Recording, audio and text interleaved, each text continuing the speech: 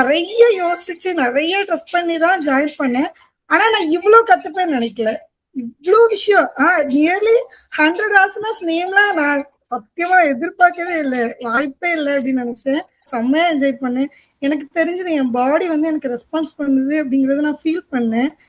இந்த 2 monthsல நான் அவ்வளோ பிஸியா இருந்தேன், அவ்வளோ ப்ராப்பரா இருந்தேன். நான் பிளான் பண்ணிடுவேன் முந்தின நாள், இது பண்ணிடுறேன், இது பண்ணிடணும், இது முடிச்சுட்டு அடுத்து நம்ம இதெல்லாம் பண்ணிடணும் அப்படிங்கிற மாதிரி பிளான் பண்ணேன்.